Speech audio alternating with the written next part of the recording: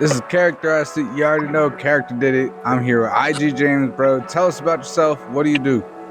What's going on, y'all? IJ Jones here, CEO of Underground Hype Club, one half of the Hype Kids. Um, it's a duo. I do a little bit of everything as far as running a media platform to making music, graphic design, marketing, all that kind of stuff. Pretty much, I do a little bit of everything. I've been doing it, full time, professionally for about a year now. And man, it's been a long ride already. How are you doing, my man? I'm good, bro. How old are you? I just turned 22 this past weekend. Damn, man. You're on a hustle. You're on a hustle. Where are you from? Right now I'm in Columbus, Georgia. I've been here for about 8-9 years now. Moved down here when I was about 13, 14.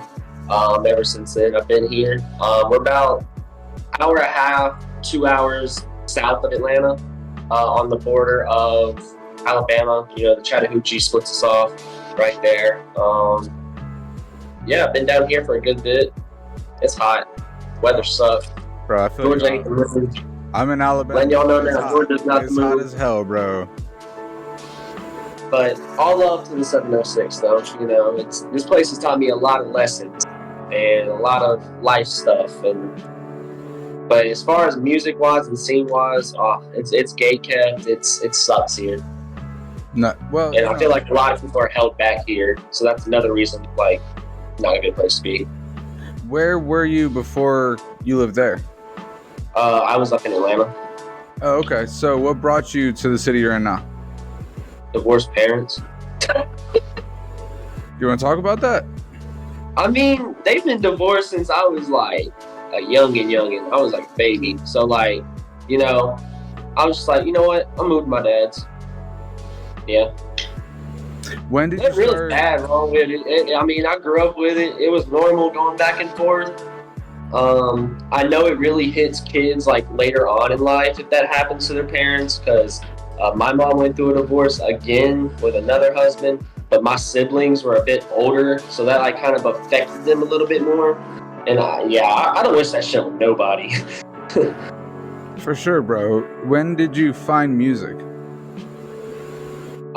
So I've been around, it's always been around me my whole life, I want to say. With my father working with Big Boy from Outkast, doing some graphic design projects with him, fraternity brothers with country singer Zach Brown.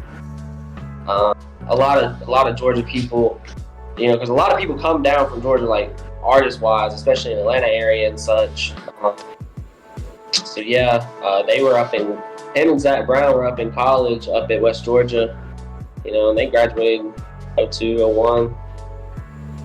This shit was pretty tight. He did his first album cover little thing. Hell yeah, bro. That's crazy for real. That's crazy. And then growing up some, I did chorus a bunch, believe it or not. I can't sing for shit nowadays, but I did chorus ever since I was in second grade. I did a little bit of theater from here and there.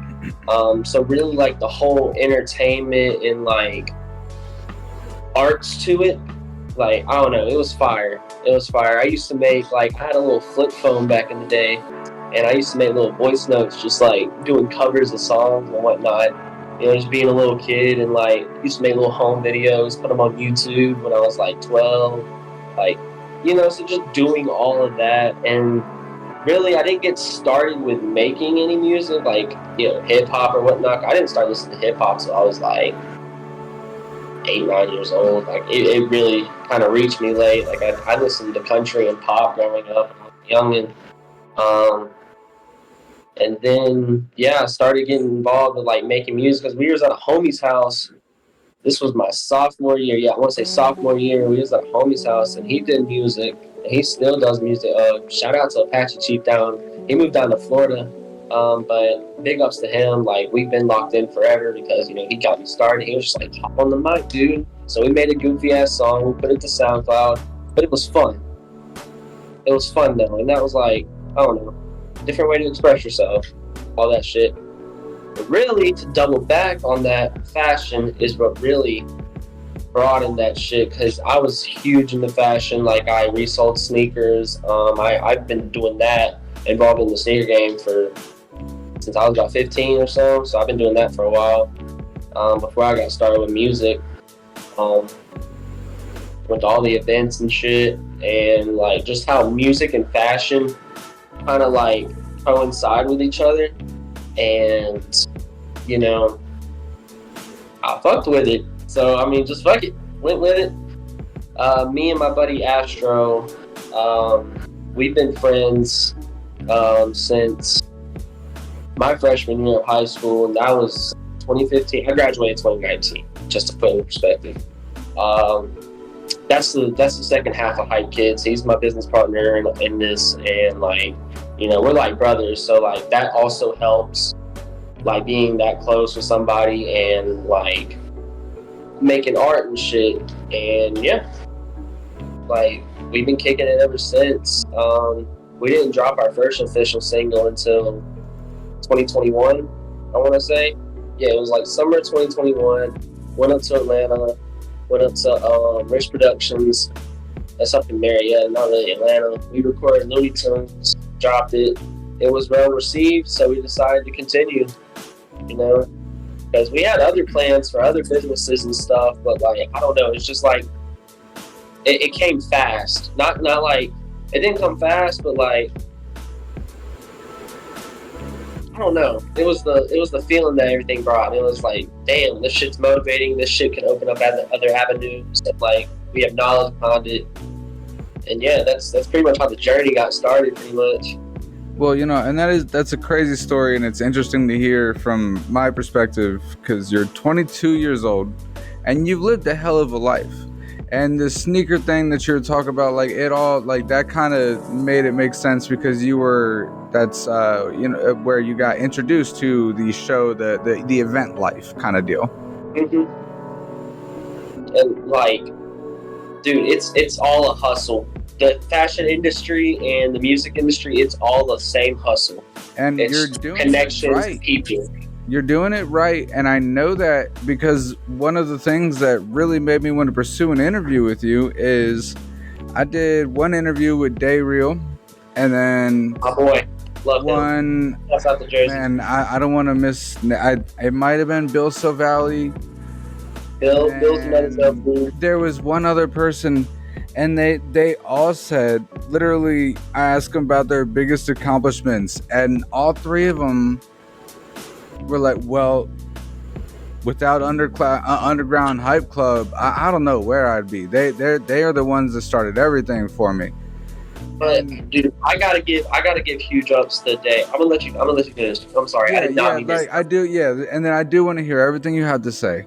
But it surprised me because I knew we'd been connected in group chats and things like that, and I think that one of the things I'd like to hear your perspective on is one of the biggest struggles that you've got to be facing is proving your legitimacy, because everyone's a hype club, everyone's a promo channel, but you are actually getting artist shows all around the country. You're doing things that most people claim to be able to do, and they try that you are doing things much differently and much more legitimately than most.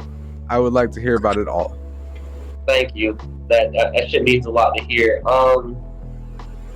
The shows and shit, that shit really did not start, and that's why I gotta give it to Day, because that shit didn't really like. I wasn't motivated to really do shows. I was really gonna do like just keep Hype Club as like promo and shit, and just like, you know, news source. I was gonna post random news about whatever's out there in the underground or the main pop culture shit, and like I started seeing everybody was just posting the same content. So I'm like, you know what? I'm not posting any of that stuff. I'm gonna post strictly the community, like not just the Hype Club community, but like people who like the underground, the real underground, which are artists like you and me. Like, I feel like when you pass a certain, like, you know, number milestone, you can't really consider yourself to be on the same level as people like you and me. Like, we're not fucking rich and famous yet. Like, we can't. You get what I mean? Like, For sure. Well, it's a consistency thing, and really consistency is such a big part of it. And it's not a status situation. It's a respecting the hustle that you're putting into it. Mhm. You know, if anyone hits me up and I see him trying, look him up, like I'll do everything I can for him. But if it's, you know, you're just popping in and out, and you know, you gotta, if you want this, man, it's gotta be your everything. And I mean, I don't mean just music. I don't mean just music. I mean any kind of. That's with anything. That's why I tell people. That's why I tell people a lot and giving them advice. When I give them advice about like shit they can do to better themselves in the career, I'm like, yo, this applies to anything you're trying to do. If you're trying to like start up a cookie store, the same principles, the same basics, it all applies. Cookies every damn day. Just make cookies every day. Just keep on baking. Exactly. Your neighbors will love you. It's okay. But like I was saying, big ups today because the shows didn't really start. So last year, literally, last year, 2022, it was around this same time I had an event going on in Columbus that I was throwing at the studio that I was working at that time. Shout out to them, JLC Entertainment, fire people. Shout out Daisy. And I knew Day through the chats. He was like added into the Hype Club chats, and this is very, very early on Hype Club. Like, we've grown a lot in a year. This is probably, we were at like 300 something followers at this time. And because we started the page back in like May, and Day and I were talking. He was like, yo, I've never done a show before. I'm trying to come down to Georgia. And he's like, I was like, all right, cool, well, just let me know. Hits me up like a week later, yo, I got my tickets booked, I'm gonna see you down there. Bro actually flew down there all the way from Jersey, came and rocked out, we networked. I made him part of Hype Club staff.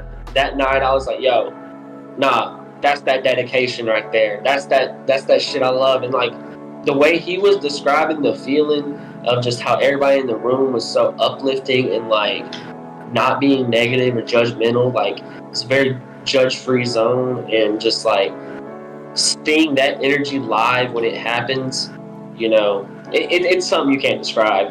It's definitely a feeling that you cannot duplicate or describe unless you're there, type shit. Absolutely, man. And so like really, really push the motivation to throw more shows, throw more events, go bigger and better with them. That shit's exhausting, but it's definitely worth it. Well, what have been your biggest accomplishments? Every milestone, honestly. I can't name it, but you know, I played some big crowds. Like, biggest crowd I probably played is 300, 400 people, which like that's a lot of people in a room. My dad hosts a graphic design conference down in Georgia every year, and at like the end of the weekend, they did a little like talent show kind of thing. He was like, yo, y'all want to slot on there, you know, perform one of your songs or whatnot. So we did that, rocked out. It was fun. And just like, that was a pretty big thing, just being in front of all those people. You know, it's like, wow, like, yeah, performing in a club or at an underground show, like 50, 70 people, yeah, that's fine. But like a couple hundred, that's crazy. That's like, I don't know, it only gets bigger. And then just every event that we've thrown under Hype Club name, because we've always had people come from out of town. Springfest, we had probably 4 or 5 artists on the lineup who traveled from out of town to Georgia, and it's just like, wow, people are seeing our city, we're doing something for it, we're doing something for the underground. Because like around here, we're the only ones doing it like that. Like, it's a lot of old heads around here, a lot of bar club scene. Like, it's boring here. I feel you, bro. I feel you. This South is a weird place sometimes, man. Yeah, it's very weird. What because it could be either be. I'm sorry. No, go ahead. I was just saying the South could either be like really great to you, or it's gonna suck for you, and you're never gonna want to come back. And that's how it is for the people that live here. They want to get out and they won't come back. Well, okay, It's so like, let me ask you something about the South. I grew up in Maryland. I spent 10 years in Florida, and I don't consider Florida the South. It's its own place. No, Florida's a whole different place. Florida, I was just down in Miami last week, and dude, it's not the South. It is not the South.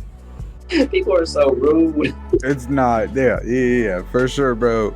But now I've been in Alabama for 5 years. Okay, no, where at? If you don't mind me asking, like what part? I'm in Jacksonville, Alabama. Okay, yeah. So Columbus is right across the river from Phoenix City. I don't know where that is. I haven't gone many places. Fort Mitchell. Do you know where Fort Mitchell is? No. Damn. Okay, so East Alabama. Okay. Well, yeah, hey, I'm northeast. I'm sure we're not far away from each other. Oh, but not. What I want to ask you is in my experience, I've found that Southern hospitality seems to be reserved for Southerners. I'm gonna let you know now. 50-50 of Southern hospitality is fake. Like the bless your heart, the oh darling, or let me get that for you. Nah, bless your heart was preceded by an insult, whether you realize it or not. Oh yeah. It's like, oh damn. Yeah, yikes. But nah, I guess it's really just who you're depending on, like dealing with. Because everybody's different, so the ones I've dealt with, I haven't found it yet. Man, come on down over here. We'll show you what it's really supposed to be like. I might cut this out of the interview. All this, I don't know if I'll keep all this in there, but I got one neighbor that we moved in and our grass got long. We're working on getting a lawnmower, and he promised he was gonna cut our grass every time he cut his. Every time he did it. He didn't cut that bit. He did it once. And then just stopped and just waved at us every time we see, like, what, I don't even know. I feel I didn't ask him to do it, so I don't want to go over there and be like, "Hey, bro, will you go cut my grass?" It's a real uncomfortable situation. I don't know what to do about it, but it pissed me off. But yeah. Oh man. Anyway, we digress, bro. Let's get back to it. That's crazy. That's crazy. Okay. What have been the biggest obstacles that you've had to overcome? Balance.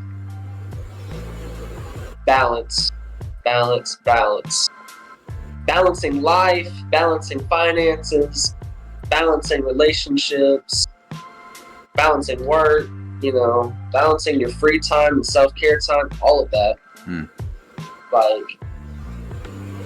Because like you said, you gotta commit when you do this shit. So it's like, I've lost friends because doing music. And it's not like bad terms like, oh, you do music now, I hate you. No, it's just, you fell off because, different goals, different end goals, and you meet your forever people, not when you're early on, but like kind of later on in life, you meet your forever people who you're gonna kind of click with the whole time, type shit. Like my father told me, he was like, you ain't gonna meet your best friend in middle school or high school. You probably gonna meet them in college or like, at work or something. It's like, or if you're lucky enough to marry him. Very true. And like, man, finding a good relationship out here is like hard nowadays. Shout out to the one I got right now. She is amazing and really like, breaks the curse of bad women. But yeah, I don't know. All of that really makes music and like business stuff like kind of hard sometimes, like just balancing everything. Man, you gotta give attention. You gotta give attention to the shit. Absolutely, bro. And it's, but you can't, like, I've seen a lot of people do it where they'll be so focused. And I've been guilty of this myself, like to where I turn to like a workaholic. I've seen people turn into workaholics and they'll just work. get no rest to themselves, get no time to like focus on the other shit, and they get so caught up. And then when they like snap out of it for a little bit, they're like, "Oh shit, what the fuck happened? What am I doing?" Great, now you're trying to balance everything, struggle. So yeah. Nah, absolutely, man. And really, it comes to a point in everyone's life where if you want to get serious about what you're doing, there's a good chance you're going to have to cut off most of the people that you know, because they're pursuing one kind of life, and you can't, you are based on, everything you're doing is going to be affected by the people you surround yourself with. Oh, fact. I mean, people say like you don't have to be a product of your environment, but like whether you like it or not, the crowd that you're around, you're gonna act like the crowd you're around. It's just absolutely. Well, and a lot of times you choose your environment, whether you realize it or not. Because like we have free will. That's one of the best things that God has given us is free will, and it's a blessing and a curse. So we take it as it is and do what we want with it. That's what we got. Is it? Facts, man. And if you're lucky enough to be 22 years old and have found a good one, man, hold on to her. Do what you gotta do to hold on to her. I'll tell you that right now. Oh, no. Facts. I'm 35. Please listen. Be smart. Just be smart. Facts, man. What does success in life and in music look like to you? So, success in life, when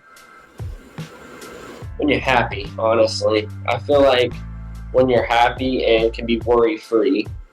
Like, of course, there's always going to be something to worry about. It's life. We live in America. We got bills. We got the government. We got all this shit to worry about. But at the end of the day, if you can be like, you know what, I'm alive. I have my finances taken care of. I don't owe nobody nothing. I can go somewhere tomorrow if I want to. My kids and their kids are taken care of. Like, peace of mind, really. At the end of it. Respect. Like, I don't know how to put it, man. Cause like, it's such a subjective thing. Like, you've seen those TikTok videos or like some guy going around. He's like, what do you call the true meaning of happiness or like whatnot? And it's just like everybody has a different answer for that shit. You're not talking about the guy that walks around and asks people, "What's your dream?" Are you? He's probably like the same guy. Simon Squibb. It gets like real motivational and gets real like. It gets really like. It's really heart grabbing. His name's not Simon Squibb, is it? I have no idea. That name doesn't sound familiar though. All right, so if you could go back and tell your younger self anything, what would it be? Just listen. Just listen, because folks is not lying to you when they're telling you what's best for you and what's good for you. Listen, take the L's, because like I feel like you can't change the past, because like that makes who you are today. That plays a big part in who you are today. Character development, so you can't change that, but like I feel like a good forewarning of what's to come would definitely help out a good bit. That's why I tell my younger self, be like, don't get in no shit together. Hell yeah. Just listen to your folks. You got anything coming up you want to talk about? September 14th. That's in a couple weeks. We got Y2K night here in Columbus, hosted by High Club. We got a couple artists coming down from out of state. A couple coming from out of state. Some local artists. We're gonna be doing like cash prize giveaways for like best Y2K outfits. That's what the whole theme of like the pretty much the event's gonna be. It's with the aux on the like from the DJ. That's what he's gonna be playing. So like, it's gonna be groovy. It's gonna be nice. It's gonna be like my prom. What do you? When did you graduate? 06, man. That's crazy, dude. I was 5 years old. That drives me crazy. That's crazy. All right, hold on. I haven't asked this in a long time, but if you could go back to any period of time, what would it be? And like live there? Yeah. Okay, so I think I would be like, give me born in like give me born in like 89. Oh man, every single person your age says that, bro. Or like 91. Because that'd be like that put me as like a teenager in the late 90s. You Or would if you be want to go me, a little bro. bit I was further, born in '88. Like, or put me in like maybe born in like 96, and I can be a teenager in the late 2000s, 10s or whatnot. Experience the swag era as a teenager. every single person your age that I've asked says the same thing. It's the craziest thing to me because I mean, I'm not saying it was a terrible time, but it's not what you all imagine it to be. You know, Oh no. most people from my generation would probably say the 70s, but if you talk to somebody from the 70s, they're going to tell you it's not what you imagine it to be. You know, I won't say. It's you know, we won't get into all that, but I man, could probably it's be so like a funny. teenager in the 80s. I think, but you asked me, and live there. That's a good question. If you could go back and spend 1 year somewhere, when would it be? Oh, I feel like 1985. Just to do the whole Scarface shit. Bro, my answer would be like 10,000 BC. That's. And now you just want to see the beginning of it all. I want to see the Sumerians and all the aliens and all that shit, bro. Like it, that's. I want to see the beginning of civilization, but you can go back to 85 and sell cocaine and enjoy your life for a year. You know, it's. I have never affiliated with any illegal substances like that. Being so honest right now, this is not a joke. I'm clean. I have a very clean record. I've never gotten really in trouble by the police. I'm that white kid from the suburbs. I believe you, but you got so defensive it makes me suspicious. No, I'm not. But no, I think not like okay, so not like Scarface 1985, but like Karate Kid 1985.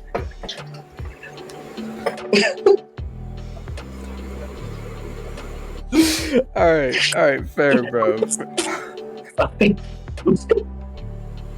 Take me back to 1603 and you become a famous explorer. Magellan on the ass. All right, that was my favorite moment ever, so thanks. I appreciate it. Bro, all right. Before we end it, is there any kind of sentiment, any life lesson, anything that you would like for people to hear before we end this interview? Alright, so I'm pretty sure you've heard this like a million times. So the whole basic do yourself and just be you and be a star and don't listen to nobody. Yeah, do all that. But really just whatever you do it with good intentions and have a whole heart about it. Because that will get you places. Be good with people, be good to people, take care of people, and you will get taken care of. You give what you get in life, and that goes for anything. New album dropping soon or whatnot, so go tap in with that. You know, Hype Kids, find us on all platforms. HYPEK !DZ. It's hard to mix up sometimes for some reason, but anyways. We about to hit some more stream numbers, so that's been good. Numbers been racking up. But yeah, back to the life shit. Just do all that, and I swear you'll be good. So at the end of the day, just be decent. Man, I love that. That was a great message, man. You cannot argue with that for real. I appreciate your time. This has been a great episode. And I appreciate you. This has been a blessing to be interviewed. Because I understand giving the interviews, so like, you know, it's always good to come out and tell like stories and shit. So again, appreciate you. What you're doing is freaking great to the community, and the format is amazing. Keep doing it. And we're gonna link soon. I gotta have you come out to a show and whatnot. Oh, definitely chop it up more. No, for sure, bro. And first, again, I appreciate you, and I hope you have a blessed night and a great rest of your evening. Stay safe out there, all that shit. Everybody watching, y'all do the same. And I'll catch you on the flip side. Catch us at Underground Hype Club at iJake Jones. Just hit me. DMs are open, anything like that. Character, you got it. I appreciate you, man. You can tell you're used to outros. That was good. That was real. That was solid. That was awesome. Thank you. Yo, yeah, this has been Character Acid. I'll see y'all next time. Peace out.